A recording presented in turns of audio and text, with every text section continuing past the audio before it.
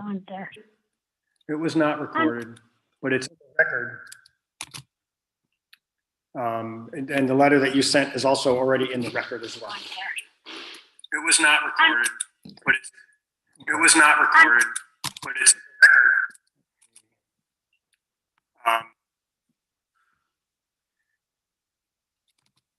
Okay, so we are, I'm told, live streaming and recording. And so we opened the town board meeting before I started recording. We also opened the public hearings. The public hearings are still open. If you want to, at the end of the meeting, you're more than welcome to read your statement again, but David has another thing to get to, and I'd like to get to that, the town business before we go back to that this evening. So if that's okay.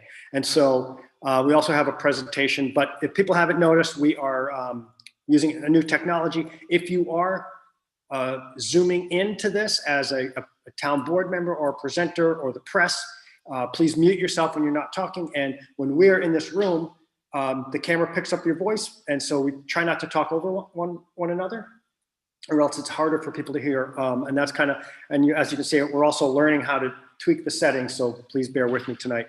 And so the meeting is being live streamed on YouTube. It'll also be available tomorrow on the public access YouTube channel. And in theory, it's going live on channel 23 now, but we're still working out some of the kinks.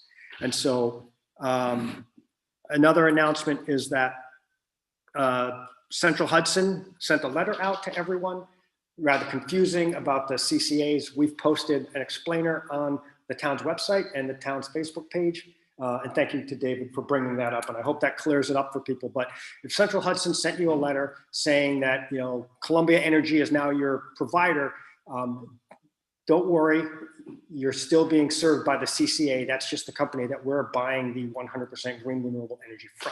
So no further action you need to take if you have been part of the community choice program. That is your new provider through that program. Yeah. So the contract we had expired and we got a new contract, a new provider, but 100% green. So it's a little confusing. And that's all I had for announcements. Town hall will be closed office July 5th. And so that's what I have for that. And so anything else? If not, I'd like to make a motion to approve the agenda as written. Second. All in favor? Aye. And I made the announcements, and now we have public input. If anyone has public comment for the town board portion of the meeting, please make a comment. I should have mentioned it before. Please keep your comments to 3 minutes. At 3 minutes, I will remind you to wrap it up. I do want to be rude, but I will ask you again, and please try to wrap it up. If anyone has any comments. If not. Well, I don't know what to do. I don't want to wait until you go through your whole agenda. I mean, if you want to do it in 3 minutes, that would be fine. But the other one was like 8 minutes. So, but we do have a lot to get through, and David has a hard stop, and there are things that we have to vote on tonight. So. Well, I don't know. What do you recommend? I got here, I gave my thing. It wasn't recorded. I don't know. I would recommend speaking. Terrence could hear, because I actually texted him to make sure other people could hear your comments. So they could hear them and just. That's correct. So people who are on the Zoom right now heard what you said, which includes Terrence in this case. The broader public for the live stream version, that did not broadcast out. And it won't appear on the. I wanted to on the overall video, correct? But if you want to make a comment during the public hearing for the CEAs, this is public comment for the town board. Right. So they're different public comments. I understand. I made my comment to the CEAs and it was not part of your public record, so I don't. You sent it. It is part of our public record. You emailed it to us today. We have it. The clerk was also present when you made your comments. Oh, So the clerk is in the meeting. okay. So it is part of the public record. Well, I guess I will go home and I'll watch, and if you need me, I live up the road and happy to come back. Thank you. All right. Thank you. Appreciate you coming as well. Yeah, thank you for reading all that out to us. We really appreciate that. And for coming, and don't keep. I love Sun Road, there's so many times. Good night, everybody. Have a great night. Okay, and Julie is here. I'm going to make her a co-host and.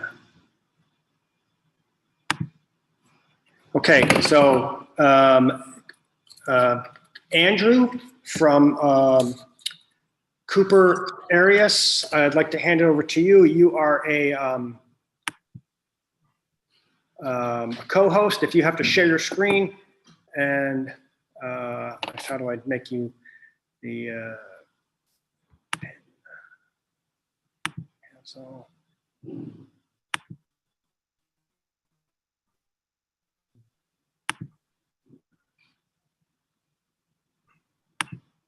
Okay, you're on the screen, and I'd like to hand it over to you. Thank you.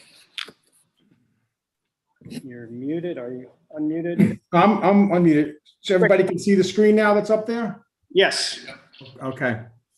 So thank you. Again, my name is Andrew Arias. I'm with the firm Cooper Arias. We're the external auditors for the town. And this is a presentation for your December 31st, 2020 financial statements. The last presentation I did was a few years back when we first started doing the audit. So I just want to go through a few of the things of what we do in the audit and what's involved in an audit of the financial statements. As a government audit, there's several parts that make up a government audit. We look at your financials, which is your numbers and your note disclosures, which most people look at as the most important part when they're looking at a financial statement. What's the numbers? What are the note disclosures? But also we have to do an assessment of your internal controls, and we have to do risk assessments on significant audit areas as part of our procedures. And we also have to look at your compliance with laws and regulations. So those are reports that are required as part of government auditing standards that are a little bit different than an audit of another entity that's not a government. If you expend over $750,000 in federal monies, we have to do what's called a federal single audit. That requirement is based on when you spend the money, not when you receive it. So sometimes we have to be careful when you're getting money. It's not necessarily when you get it, is when you spend it. At that point, we would look at your compliance and controls over specific federal programs. The town was not required to have a single audit this year. And our opinion is basically whether those financial statements are fairly presented. So when you look at our opinion in your audit report, it's basically your audit report, they're your numbers. We're only giving the opinion. And our opinion says basically, would an outside user be misled? So if somebody's looking at these financial statements, whether it be a taxpayer, whether it be the state, a granting agency, would they be misled by the financial statements? That's what our opinion is saying. Some of the areas we look at in the audit, we look at your cash disbursements, your cash receipts, your payroll. Those are three major areas that we actually determine your control risk by testing them, a sampling of transactions, and see if we have any deviations. We also look at procurement procedures in terms of bidding, when you go out for written quotes, verbal quotes. We look at your tax collector, justice court, also your water and sewer bills, and then any other areas we feel need to be looked at during the course of the audit. When you're looking at the financial statements, you'll notice it's a very large document. And there's sort of two parts to it. There's what we call a full accrual part, and there's a governmental fund part. As a board, what I would recommend is the most important statements for you to look at are pages 47 through 48 and 53 through 80. And what those pages are showing is the budget to actual activity by fund, all your balance sheets by fund, and it's based on the modified accrual basis of accounting, which is how you budget. So basically, you're most interested as a town board member as how is the general A fund doing? How is the general B fund doing? How is the highway fund doing? It's not as important as a board member to know what the town as a whole combined is doing, because there's a lot of numbers in there that are not budget items or things you can't budget for. So if you look in the front of the financials on pages 10 through 12, that's what we call your full accrual financial statements. And there's a lot of things in there, such as capital assets, depreciation expense, long-term debt, and then there's actuarially calculated figures for pensions and retiree health insurance. So none of that stuff are you budgeting for or planning for. So it's all lumped together so you can sort of see the town as a whole. But as a board, again, the most important ones are the individual fund financial statements. That's what you really want to be looking at in terms of managing fund balance and planning the future. One of the new things this year, GASB 84, which is Government Accounting Standards Board. it was implemented this year and had to change sort of the way we handle some fiduciary activity. So you probably were familiar in the past year with trust and agency fund. In all municipalities had a trust and agency fund where they held their payroll liabilities and monies that did not belong to the town. That was changed with GASB 84. You now have a custodial fund that replaces the trust and agency fund. And also the classification of those items is based on control. That's the main criteria now, is control. So in past years, at the end of the year, if you owed payroll liabilities, it would be in your trust and agency fund. Now it no longer will be there. That will be reported in your governmental funds, as will all your escrow activity. Pretty much the only main item you'll see in your custodial fund is the money that you collect and pass through. So when the town levies taxes on behalf of a fire district and just collects it and passes it on to the fire district, that gets shown in the custodial fund. Same thing with justice court fines. When you have collect your justice court fines and a certain portion of that gets turned over to the state, that gets shown in the custodial, because really the town has no say in that. You have no control over that money. So just something that's a little bit different. If you're looking at your financials, you'll see that custodial fund right before the notes. That looks a little bit different than your trusted agency fund in past years. The GASB 84 doesn't affect any of your governmental fund balances. So again, your general fund, they're not affected by that, because basically all they're saying is the liability should show up in those funds with the related assets. So whatever cash and payroll liabilities is now shown in the general fund, it doesn't affect your fund balance in any way. So it's really just a reporting requirement that doesn't affect the funds in any significant way. Going through your major operating funds for the year, this is your general and highway funds. This is how you did in accordance with the budget. So if you look at your general A, you plan to use 50,000 of fund balance. Basically through the budget process, the board said we're going to use 50,000. Your fund balance actually went up 721. So that was a $771,000 overperformance on the budget. So you outperformed your budget. So instead of using 50,000, you increased 721,000. And then whenever you're looking at these numbers, to put them in context, is you always want to look at them as a percentage of your total budget. Again, so you look at 771,000, looks like a large number, but it's 8% of your general A fund budget, that number. So again, it's still a large number, but you want to always put it in context. So I always try to put everything as a percentage of your total budget, so you can sort of see, how large an item may really be. And then it's the same thing, your general B, your highway DA, and your highway DB, same kind of analysis for the year. So as a board member, you can see in the far right column for each of those funds how much you outperform the budget by. So that's something. Now, again, I will point out that 2020 was sort of an odd year with COVID. A lot of you would have brought in your tax money and maybe some of the expenses you didn't have that you thought you might have. So a lot of municipalities saw increases in their fund balance in 2020.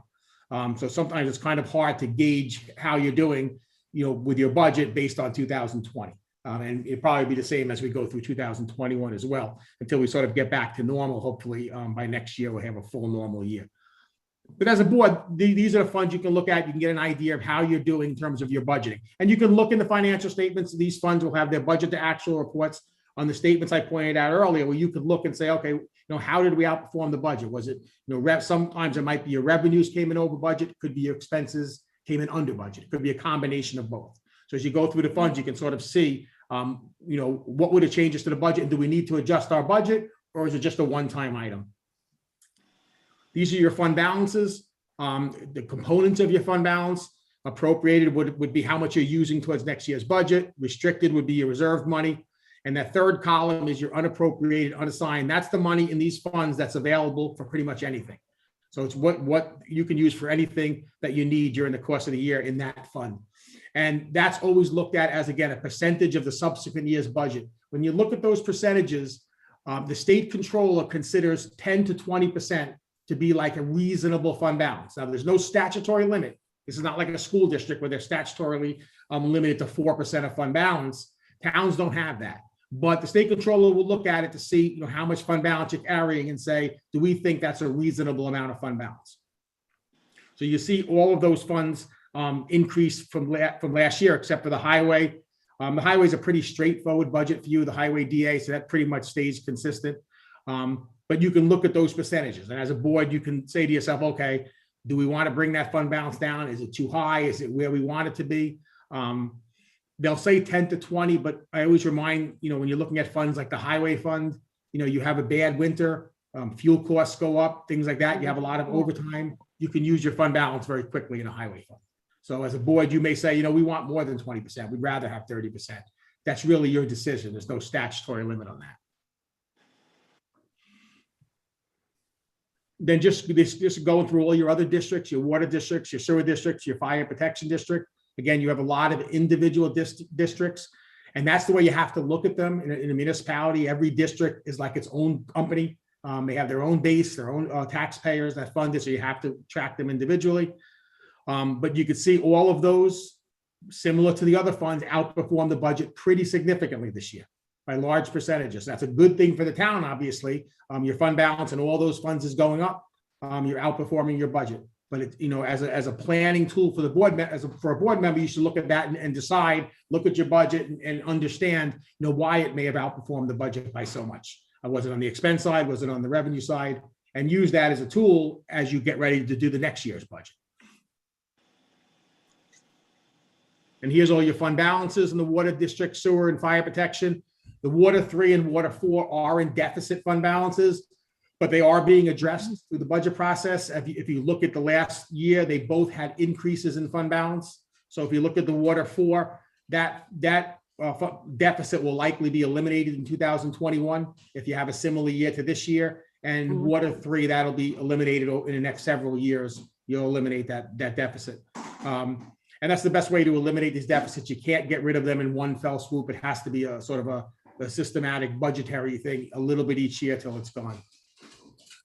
All of your other funds have healthy fund balances. Again, you're looking at those percentage of subsequent years' budgets. One thing I would point out is just sometimes when you have a district with a small budget, you may have something that looks like an extremely high fund balance. As an example, sewer 5. You only have $22,000. If you look at it as a percentage of the budget, it's 55%, which strictly based on percentages, you may think that's a very high fund balance, but obviously $22,000 can be used up very quickly in a sewer district, one sewer main break or something like that. So again, when you're looking at these, take that into account when you're determining as a board member, whether you're comfortable with the fund balance or whether you want it to be higher or lower. I would point out that in all those districts, you don't have any reserves in any of those districts. There's nothing set aside. So when you don't have reserves, it usually is more likely that you're going to have higher fund balances because you don't have anything set aside. If you have stuff set aside for emergencies, then you can afford to have lower fund balances, getting closer down to where the percentages, you might want them lower. And none of your water sewer districts have any kind of reserves for any major incidents, major repairs that might come up. So your fund deficits in the 2 water districts, they're being addressed through the budget process, which is good. And I would anticipate them being gone fairly in the near future. All your other funds have healthy fund balances. So there's no issues with any of your other funds in the town. Just sort of monitor the fund balances and as a board, make the determination where you want to be, what your target levels are for each fund or district and budget accordingly. And also consider reserves for the various funds. I always like to talk about in terms of this, systematic funding of reserves. You currently have very small reserve fund balances, so none in your sewer or water districts. So consider setting up and funding reserves on a systematic basis. Now, I know the town is doing that. I believe it's your general fund or your highway fund where you're budgeting a certain amount each year, and that's good. It's a good way to fund the reserves, build it right into your budget, and maybe consider that in some of your water or sewer districts if you feel you want to have some money set aside for an emergency. It also avoids fluctuations in your budgets. If you set aside reserves, if a major item comes up, you can fix it with the reserve, and you don't have to drive your fund balance into a deficit or really skew your budget from year to year trying to raise money for that expense. Make sure all your activity related to reserves is done properly. There's different types of reserves. They have different requirements for creating the reserve, funding the reserve, and expending from the reserve. So as a board, if you're deciding that you want to create a reserve in some fund, just make sure that you're going through all the proper steps with the proper resolutions to set up the reserves, to fund the reserves, and then to spend money from the reserves. A couple of the other documents in the audit report. There's 2 letters that come with the report that are separate from the large book, but are in the inside cover, is what we call a SAS 114 letter. That's sort of a communication we have with management. And basically in there, we talk about significant issues related to the audit. If we had any problems during the audit, so if somebody wasn't giving us what we needed, was giving us a hard time, we would disclose that to management in the SAS 114 letter. We also point out significant note disclosures. So it is the financial statement is sort of a large document. There's a lot of, dry stuff in there. So what we do is we try to point out as a board member, make sure you look at, note 2, note 4, note 6, what we feel are important note disclosures, just to make sure you're looking at those notes. That's something you should be aware of. And we also attach that material audit adjustments. So during the course of an audit, we'll come across various adjustments that we have to make. If they're below materiality, those adjustments are all made, and the SAS 114 letter explains that any smaller adjustments were made and they were corrected in the accounting records. And the material audit adjustments also were made, but we do have to disclose to the board so you can see what material audit adjustments were made in your records at the end of the year. But all the adjustments were made so that your accounting records do reconcile with the audit report at this point.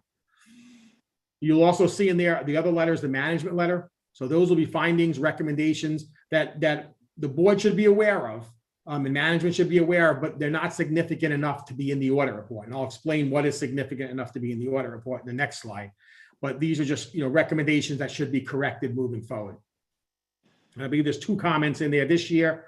Management does get the opportunity to put a response in there. So if anybody is looking at your management letters from the public or the state, and they see these comments, they can also look and see what management's response is and how they're addressing it or why it happened going forward. Any other minor issues during the audit, we discuss verbally with the controller, the bookkeeper, or any other personnel during the course of the audit. So lots of times when we're doing your justice court or your tax collector, if we come across minor stuff, we'll discuss it with them, make sure that it's being done properly, and then we'll follow up on it next year to make sure that it's been corrected if we don't feel it's significant enough to put in writing. The report that's in the back of the audit report, on page 81, I believe it is, in the back, that report is the internal control and compliance report. Now that's where we would put findings that were considered significant. Now, we first started doing the audit, you did have a couple of those findings, comments that were in there. I'm happy to report that those findings were cleared up a couple of years ago, and you don't have any of those findings. And basically what they are is a material non-compliance. So that would be a non-compliance with laws and regulations that is so severe that it could have a material effect on your financial statements. Something we feel that you did that is such a severe non-compliance that it could be misleading to someone looking at the financial statements.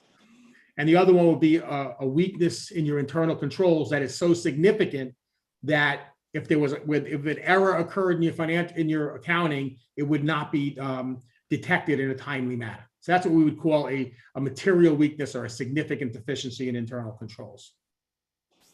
So we had none of those findings 2020, so you did get a clean internal control and compliance report. And then overall on the financial statements, you had an unmodified opinion. So basically what that means is everything in the report was in accordance with generally accepted accounting principles, and it's what we call a clean audit report when we issue our opinions. So like I said, overall, the town did get a good report. I think your business office works very hard. A lot of the issues we had in past years, we see them cleaning up and addressing them moving forward. So we do like to see that on some of those issues, the accounting issues being cleaned up. And I think the town is overall in good financial health. You have a couple of those small deficits in the water districts that are being addressed, but overall you have good, healthy fund balances for the town.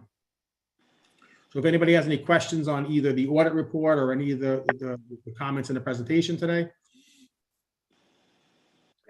I do. So my question is, I know you've been auditing our financial records and controls for some time, and I think you answered this. Do you find that there's a general improvement in our controls and addressing issues of concern in the past? And do you find that recommendations you're making, in last year's audit are being followed and improved in the following year's audit? Are you seeing good progress from New Paltz in general? Yes, we do. We see a lot. That's one of the things we try to follow up on. I mean, sometimes we'll have a finding and then we'll have a similar finding next year for something different. But some of the major issues, if I recall, we had issues with your interfunds, your due tos and due froms that needed to be cleaned up. We had some issues with old escrow balances that had to be cleaned up. So we do see each year a lot of the things that we're trying to get cleaned up are being cleaned up. And sometimes it's a multi-year process, but we see it. We do see all those things being addressed. So we do like to see that when we propose a journal entry one year, the next year we don't have to propose the same journal entry because now they sort of understand what it was and it's done that way during the course of the year. So yes, we do see that they are following any of our recommendations and we have seen it improve over the last few years. And so what I see is, a comment that someone will make is like, well, Gene, we've always done it this way. And then Gene is like, we don't do it that way anymore. Right, and so I think we can thank Gene and I think the rest of the accounting and bookkeeping staff for these changes. I know they drive everyone crazy with being very strict, but I think it shows. And so I want to take this opportunity to thank Gene and her staff. This is in large part due to, I think, Gene's being very detail oriented. So thank you, Gene. Thank you. Thank you. And we're all detail oriented, every single one of us. It's a team effort. And thanks for the audits. Thank you. Anyone else? Comments? Well, thank you very much. It's I appreciate hearing some positive feedback. It's nice once in a while. All right. Well, thank you. And like I said, if anyone thinks of something after they've looked at the report, always feel free to reach out to me directly or through Gene. I'll be more than happy to answer any questions on the report. Thanks so much. Thank you. Thank you. Okay, great. Well, thank you all. Have a good night.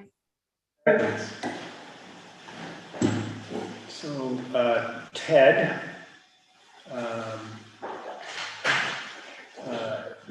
And this whole presentation. yes. I'm gonna make you a co-host, Ted.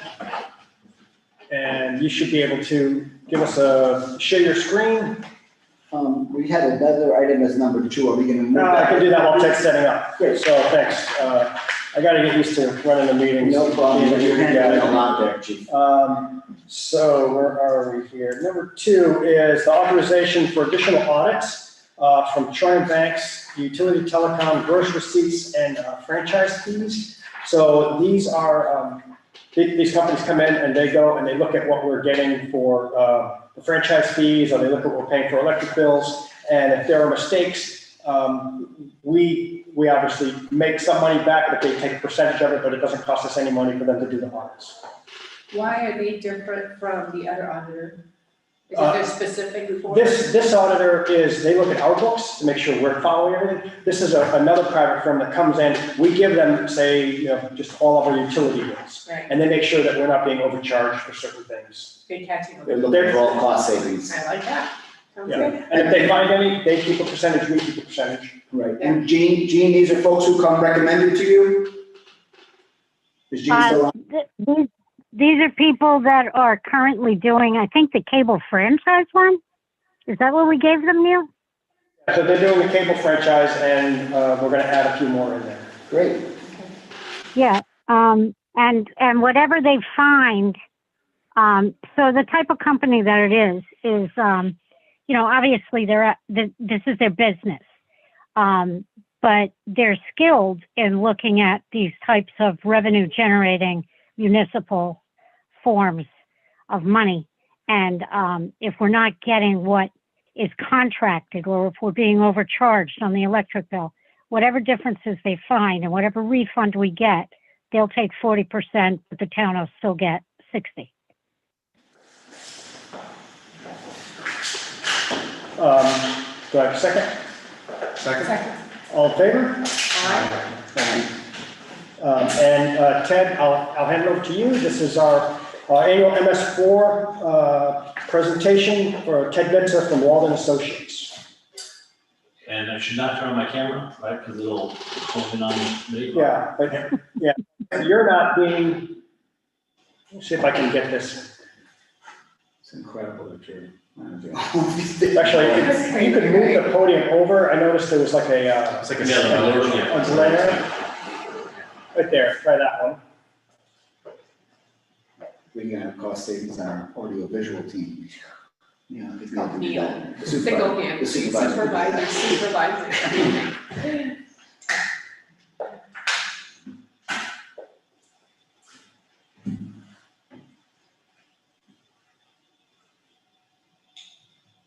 Hold on, Ted.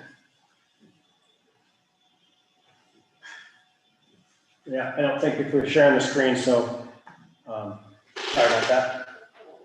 You can just get the presentation. Okay. And It'll be heard. it'll be heard, It'll be heard. and everyone will see the presentation.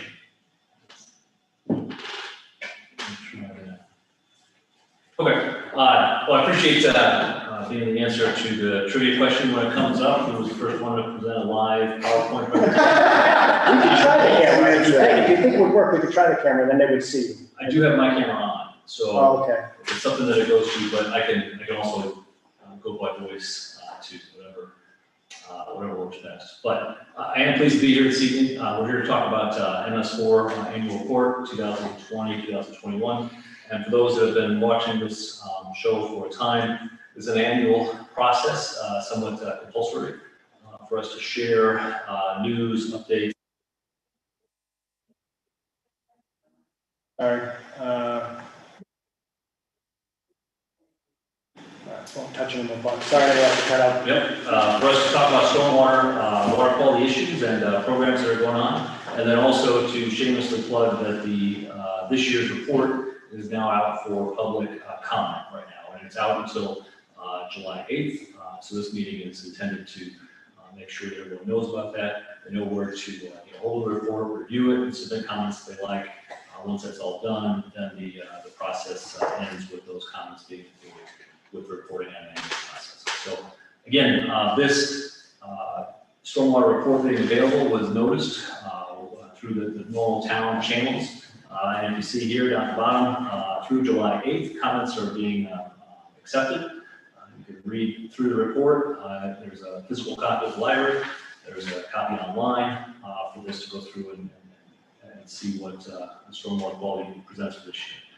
The agenda for this meeting is it was part of that regulatory process. It's to present a brief summary of the accomplishments of the stormwater program, and then afford interested persons the ability to make comments, either verbally or submit them in writing, and then we're to accept those and include them as public input into completing our report. The MS4 stands for Municipal Separate Storm Sewer Systems. MS4 is the acronym that's used for it, put together by the US EPA and New York DEC. There's a general permit out right now that covers most cities and towns this size from 2016. I say that because they're expecting some type of revisions in 2021-22. This program is going to change in the near future. But it's looking for MS4s to be kept clear of all debris and pollution that are meant for stormwater. Any pollution that gets into those gets right into our waterways. That's the reason for this program. It's not to be confused with sanitary sewers. When you flush your toilets, you use your showers or washing machines. If you don't have your own septic system, it's going to a municipal system. It's going into sanitary sewers. What we're talking about this evening is the stormwater sewers that take stormwater only off the roads and ditches, parking lots, and then transmit them to the waterways.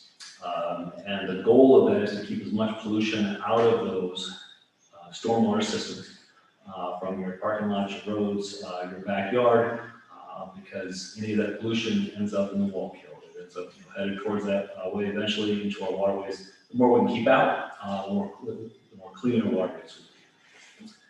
There are 6 items that are examined as part of the MS4 program. They're called minimum control measures. The first 2 cover public education and outreach. The third one looks at illicit discharges, or things that are getting into our stormwater that aren't supposed to be there, from like industrial sources or a failed septic system, or a connection to the sewer system that's not supposed to be there in the first place. The next 2 look at construction activities, both during construction. You got a lot of land disturbance going on, erosion control, those kind of things, but then also post-construction. For this facility here, out in the parking lot, there is a basin that's, that first takes the runoff from the parking lots, and it goes through a smaller earthen basin with plants and things like that. It's meant to clean or help filter that water before it ends up in the marshlands to the next door, and then onto it. Part of the program looks at those, how to manage those items, those assets once they're in place. And the last one is looking at overall stormwater management for municipal operations. Cities and towns, villages, just the things that they do, paying attention to stormwater, can have a big impact on those because of the different facilities and the different access they get to along the way. I think one of the better examples is leaf pickup in the fall. Part of the reason that's done, or part of the reason that can be that's helpful, is it keeps those materials out of our stormwater systems, out of our ditches. Not only allows those ditches to perform better, but then keeps that, we'll say, too much pollution getting into the waterways, washing it down. Cleaning the streets helps keep that debris out of our waterways. The Wallkill River Watershed Alliance, as many of you are aware, is a very helpful partner in this endeavor.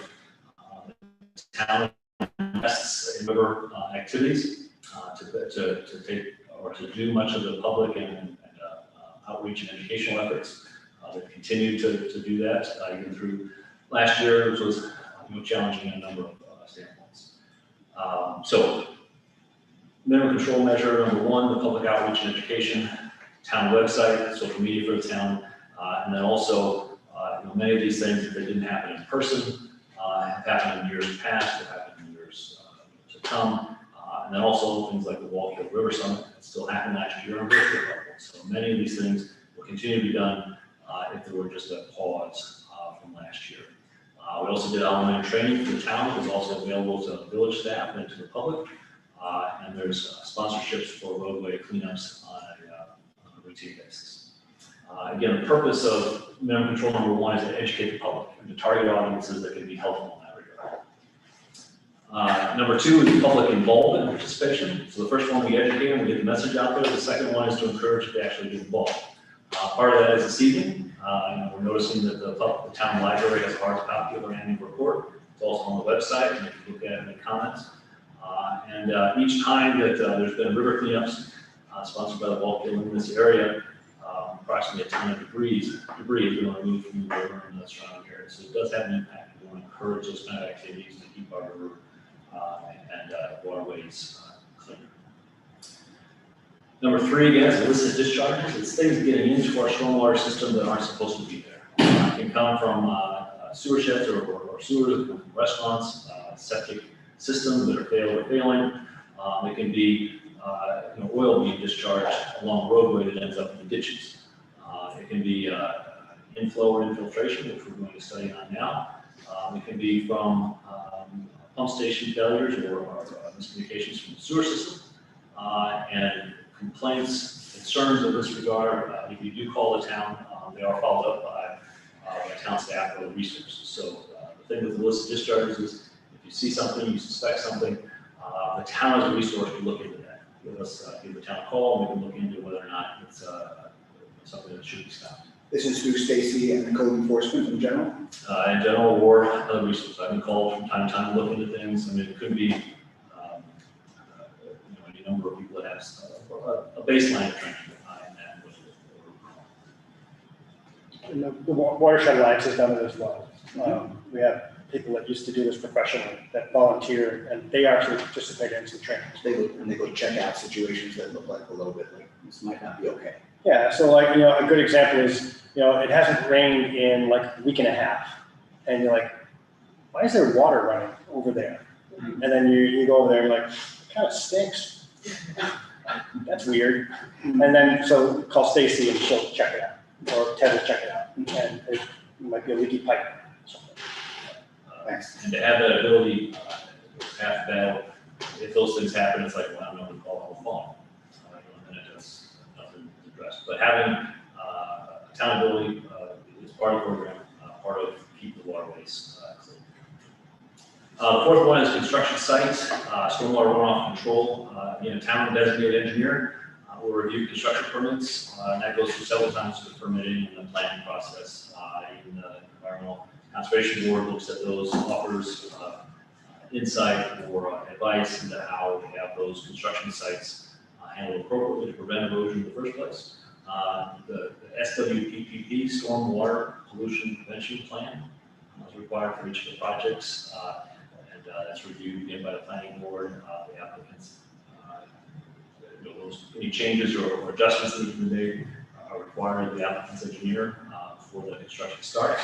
And then during construction, town designated engineer or building inspector, and a lot of times both, will make unannounced or announced reviews, inspections of those facilities to make sure that the things are in place and the work to be the right way. The fifth one then is, again, post-construction stormwater management. Once they're done and they're in place, who's checking up on them from time to time. Infiltration basins, the channels, detention ponds or retention ponds are all things that are reviewed. Town staff, town resources will do that. Also, even through the committees and the departments we've been a part of, during those meetings, we'll be, well, hey, wait a minute, what's going on with that one site? Those things will be brought up, and again, they help to make sure those things are in place. There's going to continue to be the emphasis on low impact development or better sites, design, green infrastructure principles from members of the planning board through the environmental conservation board or the open space preservation program. And then there is another ad hoc committee going on right now as a combination of the village and the town looking at drinking water protection and stormwater efforts, stormwater prevention efforts are a part of that too. So we're seeing it from different directions also. Stormwater are minimum control measure 6 is for stormwater management for the municipal operations. Again, what is the town doing on behalf of the town or as part of as a town to do good housekeeping and other things. Catch basins will continue to be inspected and cleaned if necessary. Roadside ditches within the MS4 area. It is important to note that the MS4 area is a smaller area than the town limits themselves. So not all top parts of the town are part of the MS4 designated area. It's based on population and density in a certain radius. So those areas that are within the MS4 are inspected as part of the roadside ditch. How often are they inspected? So informally, it's going to be 3 times a year, or at least we've got through the limb and branch pickups, we got through the leaf pickups, and then also throughout the course of the year. And then again, leaves and our limbs and stick pickups, it's important to keep has a component of stormwater pollution prevention, and then also leaf pickups in the fall for residents. So it's not just for leaves, it's not just for getting rid of the solid waste component, it also feeds in and helps keep stormwater issues clean. Local residents' responsibilities, there's plenty of things that we can do from an individual standpoint, keeping animals in fenced areas, cleaning up after pets and animals, making sure your septic system is working correctly, addressing your own spills of oil or gas quickly, because if they're done wrong, those things can directly contribute to pollution to the waterways. And it's important to note that any of the waterways within here eventually get to the Wallkill, eventually get to the Hudson River. And what we can do here to keep those waterways clean. So again, the MS4 annual report, 2020 and 2021, it's March to March, is the annual timeframe for that. It's right now available for public review and comments on the town website. You can see the screenshot of that page there at the bottom. It's the draft version of this. Everyone's encouraged to review it, look at it, have questions, submit comments to the town, to us, and we can make sure those become part of the final documents for that. This is an annual process. It does happen in the back, keeping the waterways cleaner. I appreciate all your attention this evening. Hopefully it's been quick or concise and helpful. Any questions, please feel free to ask or let us know. We appreciate helping out the town in this way, and we look forward to continuing that. I almost feel like there has to be like a public service announcement. I never even thought of this. I mean, you kind of do, but it would be really wonderful for people to know that you do this for us. I think very few people know this.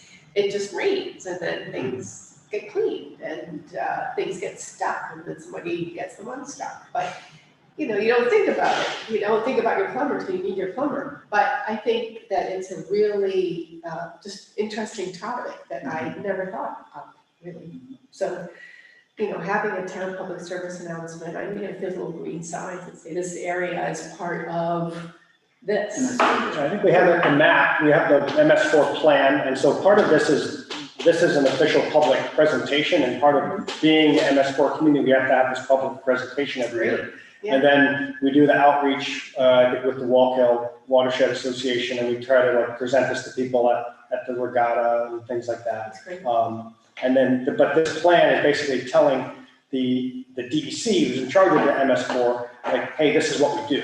That's And great. so, and Ted just kind of summarizes it, and so the background for MS4s is that, you know, with the Clean Water Act in the 70s, you know, it was really easy to find like the big pipes that were dumping into the rivers. Right. And once you get rid of all those big pipes, you know, it's this, you know, non-point source pollution, and that's what this is trying to address, and it just takes a lot longer and it's a lot more difficult. Yeah. And so you have to have these plans.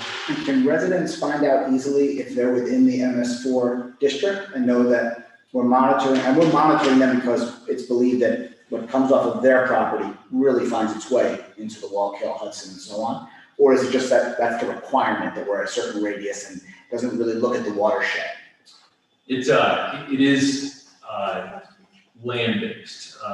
Around here, the watershed is, you know, pretty clear cut, but if it were an area that had watersheds heading off in different directions, that MS4 boundary would still be based on population and density of that area. So here we've got the benefit of it all has the Wallkill, but the other areas where we'll be heading to different basins or different areas. So really, this is relevant for all homeowners, whether you're in our MS4 district or not. We should think about, what are you putting on your lawns? What are you putting, you know, what is ending up in our waterways? And how, you know, that ultimately affects all of us. Yeah, no, I think it's excellent advice to think of these things, whether or not you're in the actual MS4 area. To address your question directly, there are maps on the same page where the plan is, just a couple of lines up. That's a map representation of the MS4. You can see where you're at. If you're wondering if you're in the MS4 area or not, you could use the same email address, I'm sure, or any of us directly, and we can find out for you through the GIS map. It's not something that's on the Ulster County viewer yet, it's later, perhaps someday. But again, no matter what you do, these MS4 principles, keeping pollution out of the way of stormwater, is a good practice where we are. One last question is, you know, I'm sure new projects like the community center, relatively new, they're going to have a catch basin and a filter before the water is running off of our driveways and into the street and then ultimately to the Wallkill. What about older projects where before Clean Water Act and before these things, is there any effort to reach those folks and help them improve their, their ability to do better? Yeah, I think from my own experience, there's plenty of education and outreach and tools for them. A requirement for actual infrastructure improvements, like to take an older parking lot and have it look and function the way that this parking lot does here with the community center, with a filtration basin and ways that you can intercept pollution.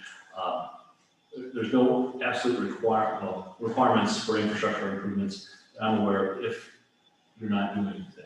Now, what happens is when you start to make improvements, Then MS4 comes in and SWD, Right. yeah. And I saw what was happening at the middle school when they were redoing their parking lot. It was like, oh my goodness, what's going on here? This water is disappearing. And then, that's it's much the same way for ADA ramps, for electrical upgrades, mechanical upgrades. It's in that same category. If you're gonna make improvements, then you gotta make the updates to those at that time.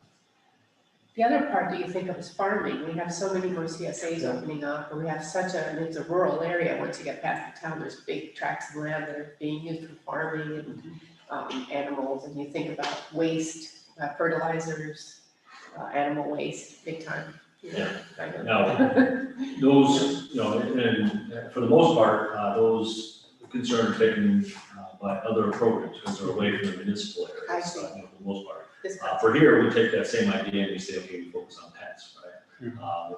It's cows and horses and others in the agriculture there's, but for here, the biggest thing is pets. At least it does, because of the concentration of people, we'll focus on those. But there are other DEC, Hudson Estuary, and all kinds of organizations and even Riverkeeper that focus on the agricultural areas also. Thank you. Yeah, thank you. Thank you all. I did hear what Julie said, and so next, thanks for the MS4. Now we're going to talk a little bit about the CFAs. But if you could join us at the table now, I think the mic is okay, but it's better at the table because I've heard that we're all coming in fine. And so now I will.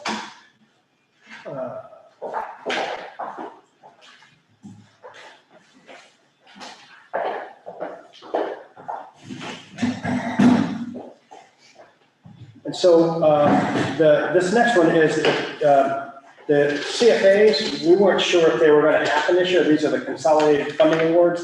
They have been posted, and so we budgeted some money to write some grants this year. And Ted and I have been kicking around a bunch of different ideas for grants, and the deadline is at the end of June 30th. July 30th, yeah, we already missed it from June. It's July 30th, and so I wanted to have Ted come, and we in the past Ted's been very successful at getting this money, and so I wanted to have maybe a couple of different ideas and see if the board would be willing to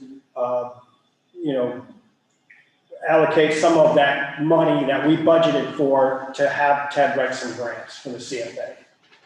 And so I'll hand it over to you. Sure. I appreciate being here again this evening on this topic too.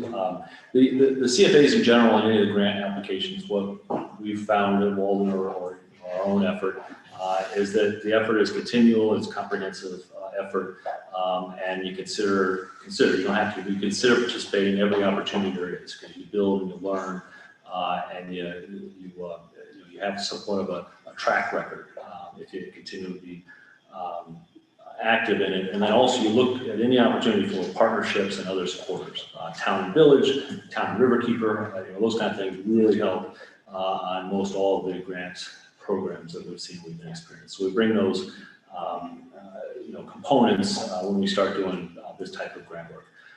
As Neil indicated, we've been successful, but we're not successful unless the town is buying in and helping with those efforts too. So I think it's a success on all of our efforts.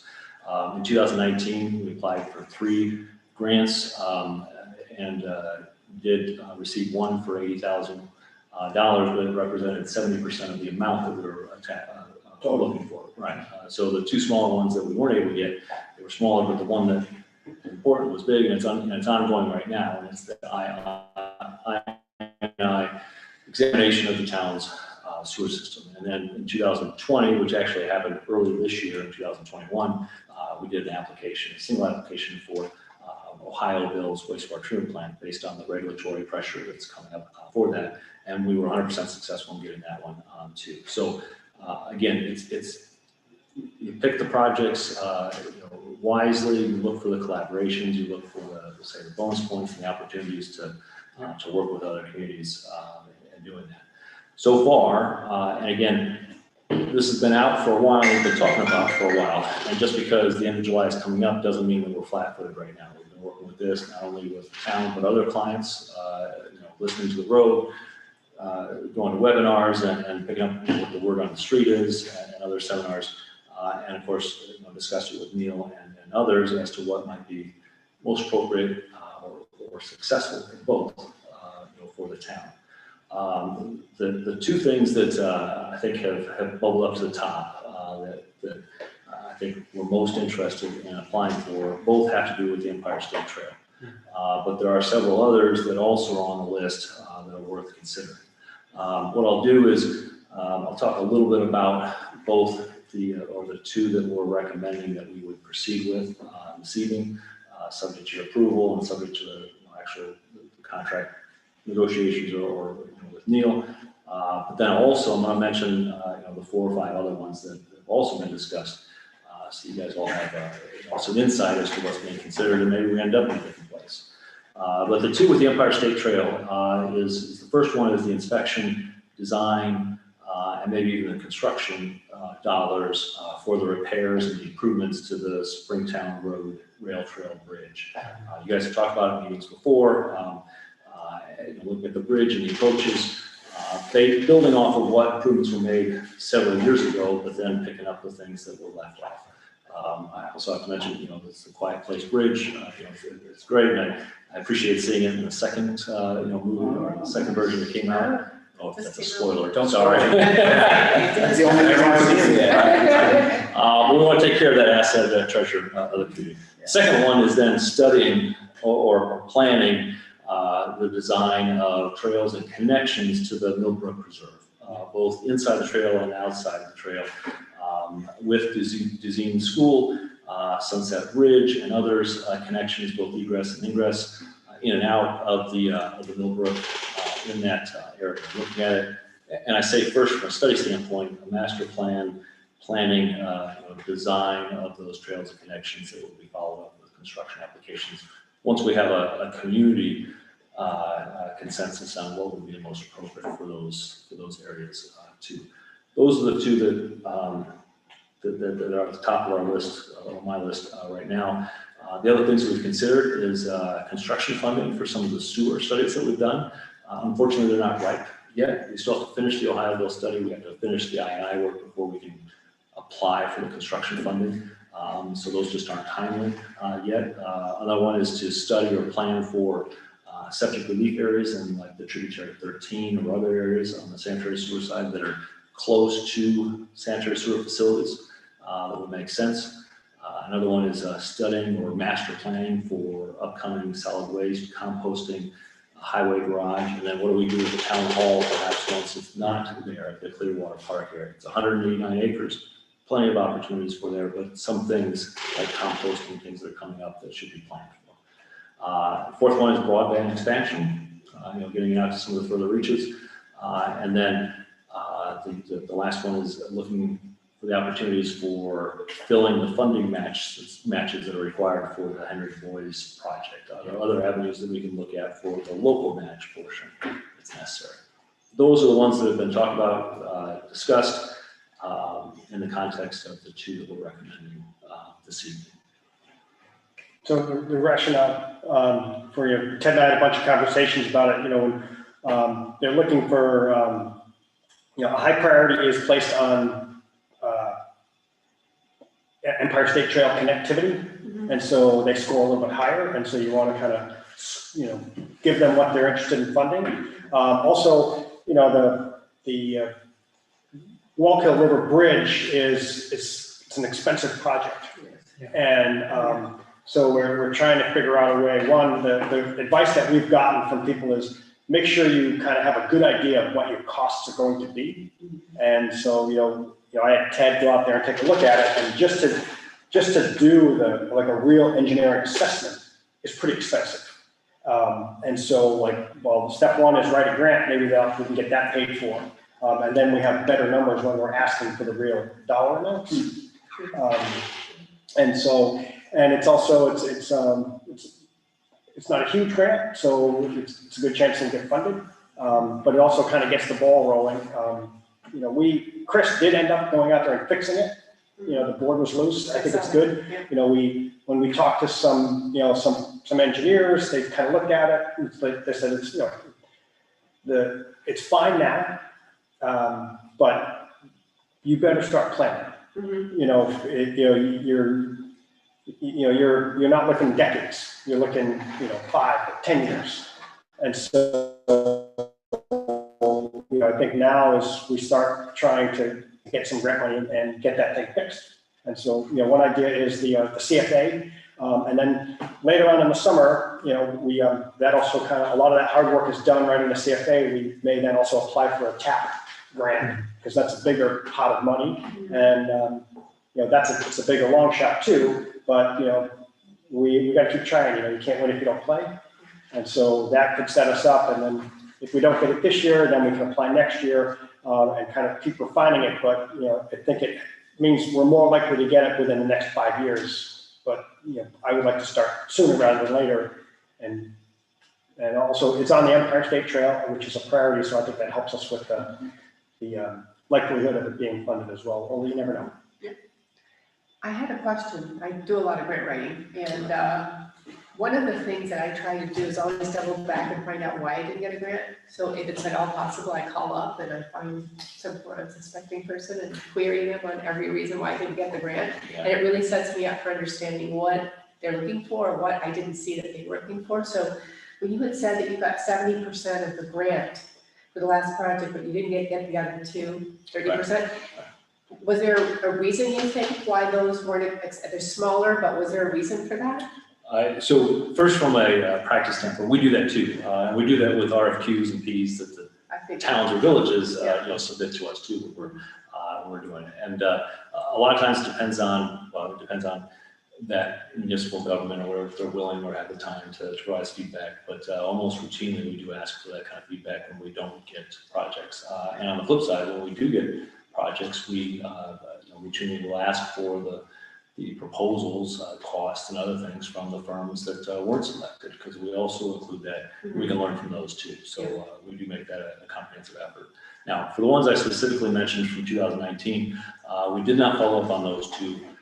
First, we were thrilled to get the I-9 portion, so we knew we had one portion going, and we knew that the CFAs, because of the rules, we were only going to get 2 out of 3 at the most anyway, because there's a limit as to how many of those types they were submitting. So we were okay with moving on with the one we had. Now, we also are active, and in fact, with the town, we have a NYSERDA grant right now for wildlife habitat studies. There was a NYSERDA grant for methane at landfills examination. We had partnered with SUNY Buffalo. We felt really good about our application. We didn't get it, but we asked for a follow-up, and NYSERDA was gracious, met with us and talked about it. And the one part that we learned from that is that we talked about all kinds of technologies and things that we were going to apply, that we didn't have the relationships that NYSERDA was looking for with the actual landfills. We could have called up, Neil, and had access to landfill here, but they were looking for firms or groups or teams that had several and lots of relationships with the landfills themselves, so they could get access to their sites. So we learned from it, and that's helped us on our follow-up examinations with NYSERDA and others. Great. So to answer your question, we do use that to learn from it, and we've learned a lot, both from the ones that we haven't got and the ones that we have done, looking at others, firms that have a approach. Great, thank you. And I found 2 grants beget grants. So you talk about getting a small grant in order to do the study, to do the bigger grant. I'm very much behind that, because I find that that's usually quite successful. And yes, the bridge is such treasure here, for tourism, for obviously the film industry, for, it's a signature bridge. And it connects the 2 sides of town without it being the place where the cars go across, where it's really, people. But it would be really, really nice to have long-term vision for that bridge. That's the plan. Yeah. So I think it's a great priority area for the town as well. I'm happy that we're assuming we all agree, trying to move forward to fix that as well. Yeah. And Millbrook Preserve, the same thing. It's a treasure for the town. It's right in the middle of town, and I see kids there all the time, and families, and it's both really good projects. Yeah, I think establishing the connectivity of the Millbrook to the Empire State Trail in a couple of different directions because of its proximity is a very wise direction to take. And also, I agree, and follow your lead on what's winning, what are our best chances of winning and making a great impact. And especially the Millbrook Preserve, connecting students more clearly to the preserve and making that connection like easier and easier for teachers to take their classes, and for the elderly up at Woodland Pond to have easy access to that. I think both of those are really good stories of how do we increase easeful connection for folks. Okay, so this would be for the motion would be to work with Walden Engineering for the 2 CFAs. Yeah, it was 2 CFAs and 2 TAPs, as long as we're the same thing. So as long as we're in agreement that we would apply for the CFAs for the 2 projects we talked about, the Springtown Road and then the Willowbrook connectivity, we would also then be set up nicely to do the TAP applications. both of those for- Yeah, so you kind of reach some of the same, so there's savings there as well. Yep. And so, And this is all within current budget. We have this budgeted grant writing money. yeah, and so we went back and forth, and, there may be, if we, for the most part, if I understand it right, if we chose like 4 different grants, we couldn't do it for $5,000. Yeah. But because of the grants are overlapping for a lot, we could probably do it for $5,000. When we get closer with the TAP is due in September. There may be some like more detailed engineering stuff that needs to get done, and it may be, there may be some additional charges, but we can try to find that somewhere else in the budget. So the motion is for these 2 projects, the Springtown Bridge and the connectivity for Millbrook Preserve, for both the TAP and the CFA. I'll second that motion. All in favor? Aye. Great. Thanks, Ted. Yeah, thank you. So much good work, Ted. Yeah. Let's find a way to get you helping too. I appreciate the. Yeah, absolutely, yeah. Thank you. Great.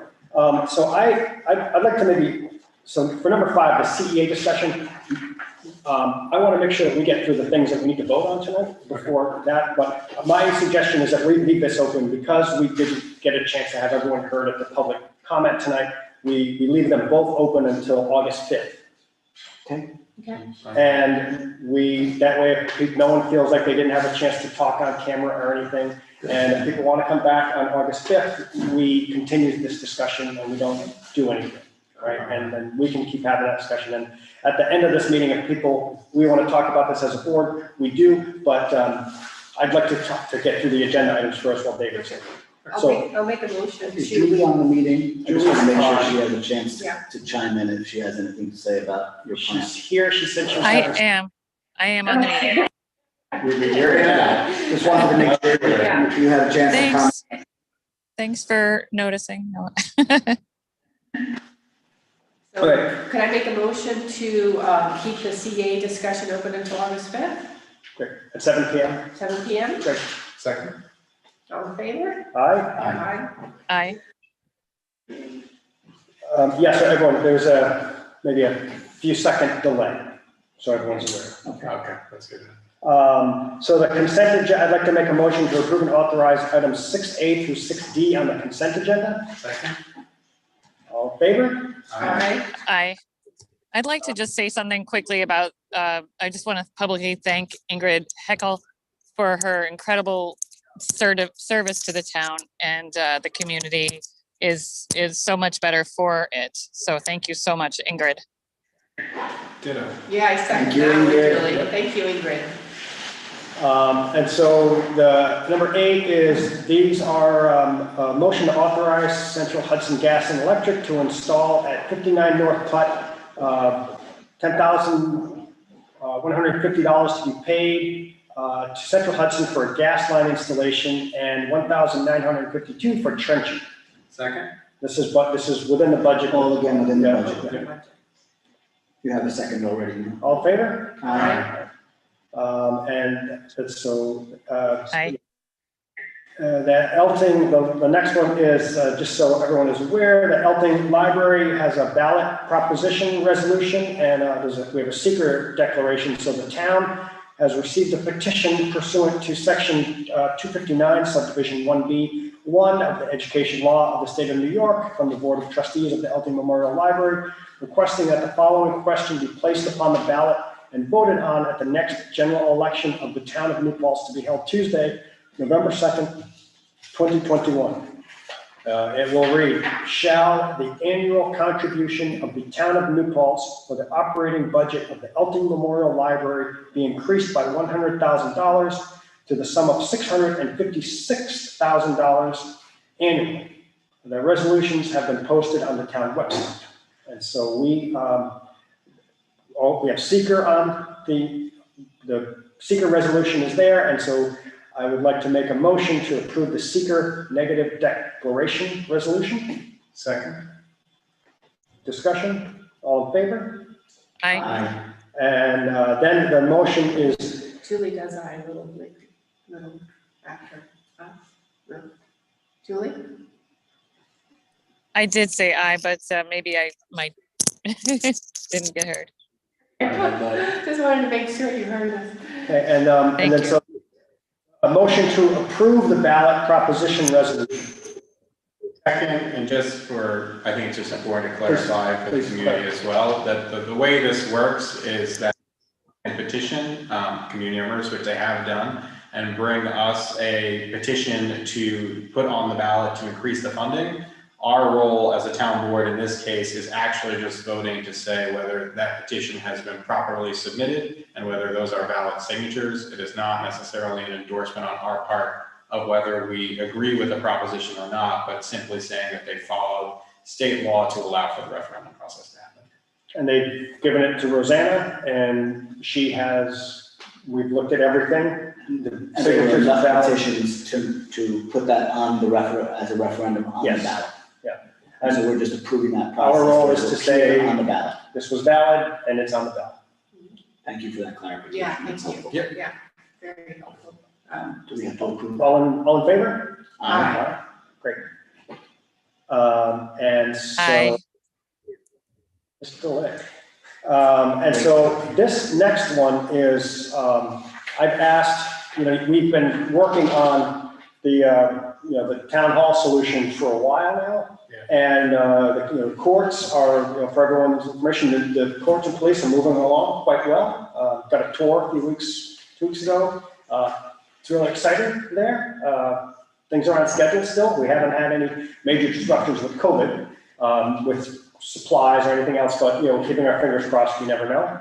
But so what that does is then it opens up, well, what do we do with the trailers at the town hall is in?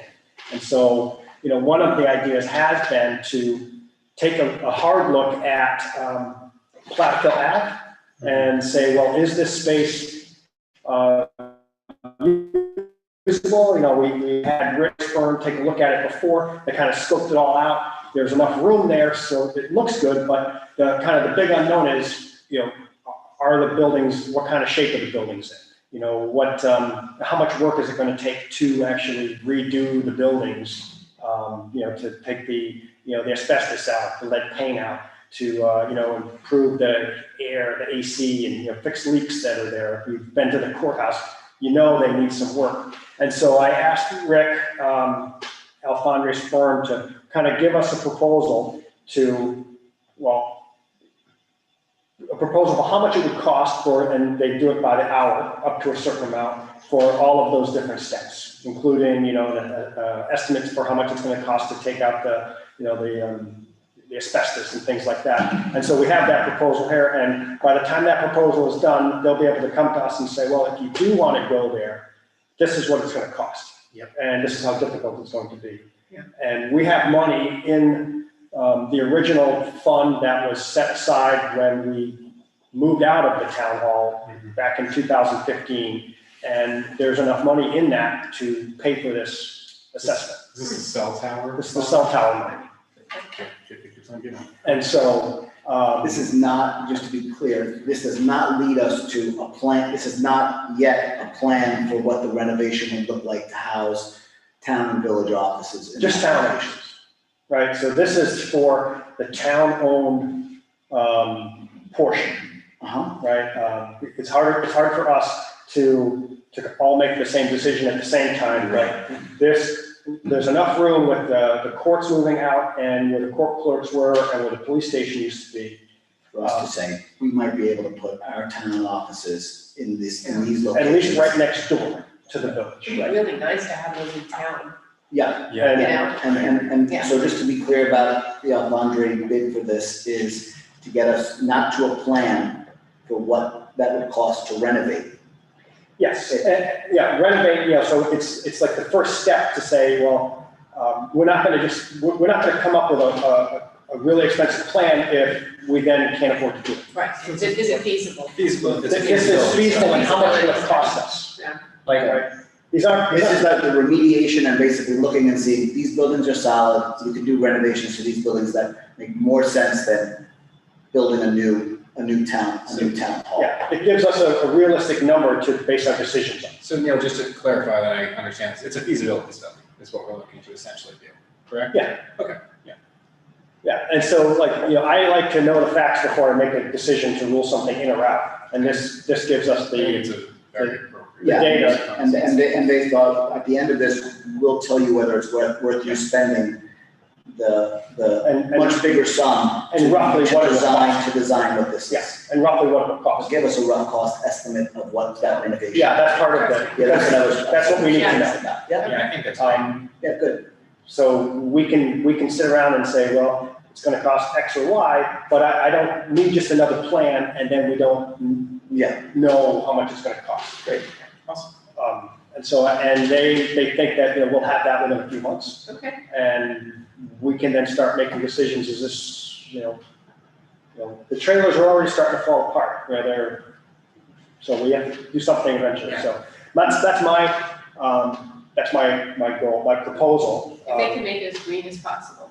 And they'll give us estimates, like, this is like really green, dark green, light green. Yeah. And then we can make our decisions, the same way we did with the courthouse. And the money again to go for these, We have it in a reserve fund that can only be spent on these items. this kind of thing. It was a settlement for the, if I recall, cell towers.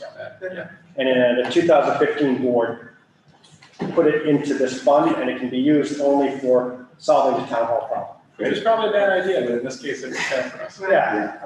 So you want to make your motion? or- Yeah, no, I make a motion to authorize the supervisor to sign the contract and other associated documents to facilitate, or not, to give us a, what did you say it was? The Feasibility. feasibility study with, for 25 Platinum Ave.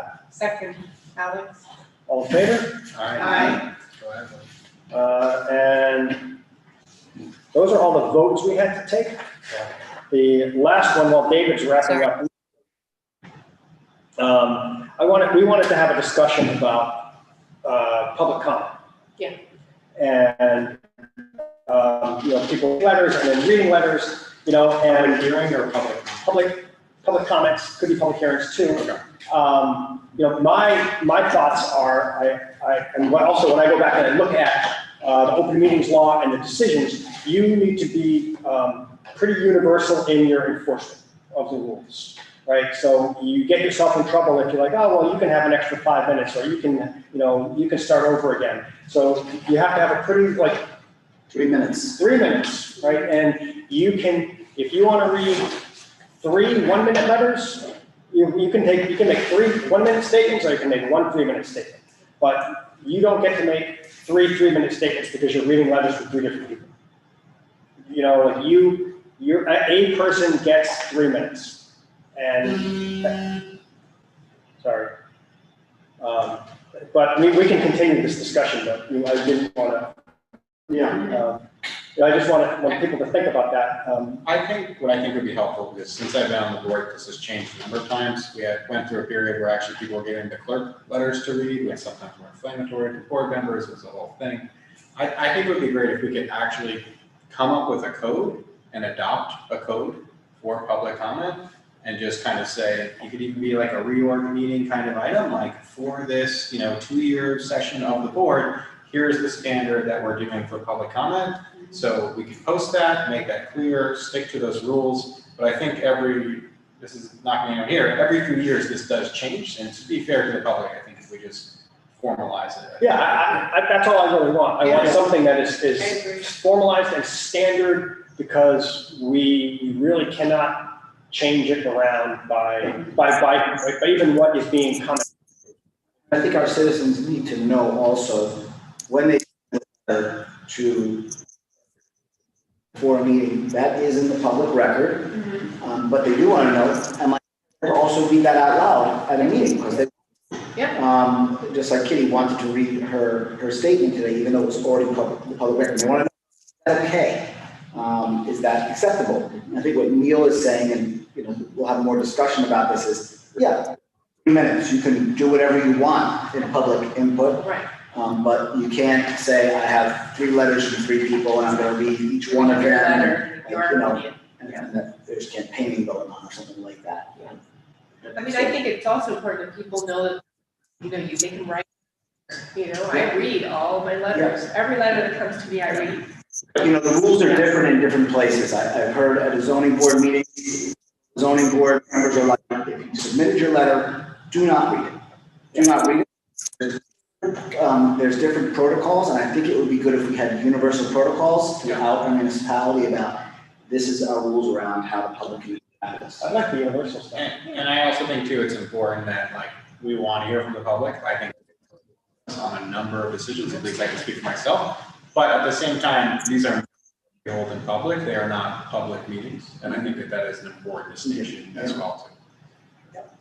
And I think if we can make some of these rules and then allow the public to kind of make some comments Yeah. on those, and then I like Dan's idea of let's formalize these processes about how public input and public hearings are handled to meet open meeting laws and meet our desire to hear what our public wants to tell us.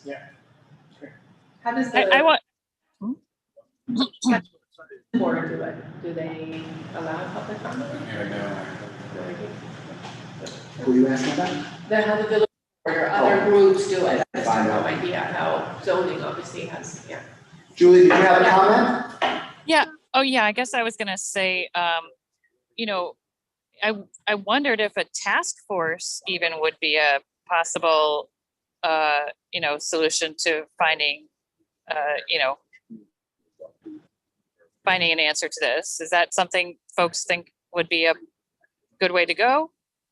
Like, this is something we could probably, Yeah, I think we're all kind of in agreement on the basic ideas that we want to evaluate. And I think it might be the best case for us to provide a draft at our next meeting of what we're looking at. Wait a meeting in between and allow for comment and just adopt. My only, and I don't want to, I get where you're going with that, but the idea of having to appoint the task force, Appoint the get task the force. recommendations. If we disagree with the task force recommendations, that back and forth process, then we're talking about potentially months for an item that also, by the way, as the elected leaders of our community, I do think that this is something that we can reasonably kind of come to on our own as well. Okay, so I was just wondering, did someone mention that they're public, I mean, they're not public meetings? Did someone say that? Because when it's a public hearing, of course, it's sort of is a public meeting. I mean, maybe it's just a technicality in terms of, you know, the wording. What I'm saying is that, like, we've had requests from the public, for example, to add additional public comments or to comment before items that have come up in the middle of meetings as well. And I just think it's important that we want to hear from people, that we as a public body meet in public. This is not a public meeting or a town hall style government like you would see in Massachusetts as well. And that's kind of a time for not something that kind of can or frankly should take over our meetings. Okay, I apologize if my reception's a little spotty. You're actually in and out a little bit, so it's a little hard to participate, and I apologize. I'll look forward to, you know, if someone's going to write up something that we'll discuss, that sounds great. Okay. I'm happy to do it, or, you know, Yeah. whenever we want to do that offline. I can- Oh, the other thing I was gonna say though, if I may, it was about minutes. I know some member of the public mentioned that, they would like to see, you know, other people's letters to know what other people's opinions are. And if they're in the minutes, that would be great, because people know they can go to the minutes to, both see what happened during the meeting, but also read some comments that were made either just during public comment or during a,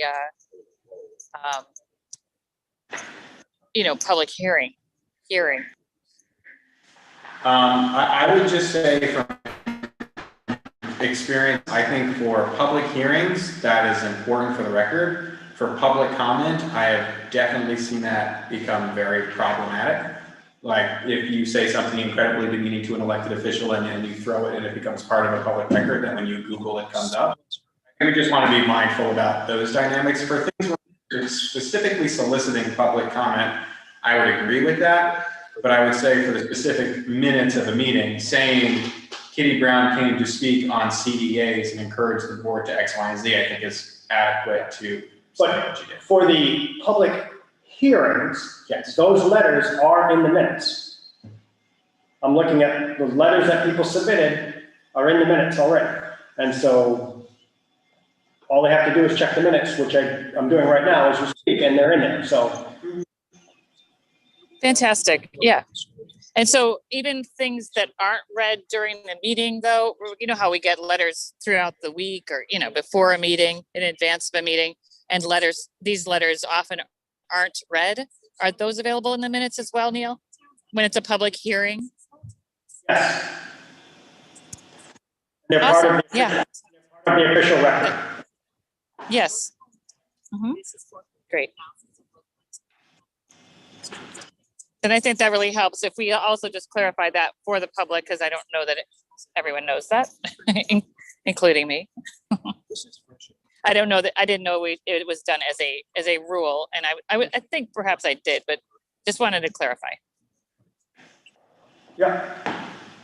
And that's all we have, so, Right? motion to adjourn. Second? All in favor? Aye. Great. Thanks, guys. Aye. Bye. Thanks, everyone. Thanks for working with me on this. Oh, you did a great job. It's a lot. It looks like our names are backwards. Yeah, I've observed it's got like a mirror effect to it. It's, honestly, I find it very distracting. Maybe that might be a Zoom setting that. But like, that's so interesting that it gets three of us at once like that. That's a Zoom setting, so I think it's 0, right? Is that what it is? Look at that. I don't know. That's actually that. I may stop the recording here, and then we'll. Yeah, I was gonna say. We will. I'll set the Zoom stuff. Maybe. Can we make fun of Candace? Terrence, are you gonna share Terrence maybe with Neil? Yeah, you're totally visible normally from here. What's that? You're not mirrored from here, just in your own account. Oh, okay.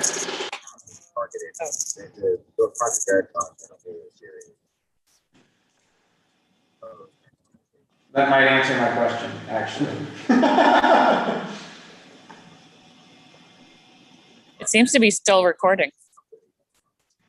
Recording pause, but I will stop recording. And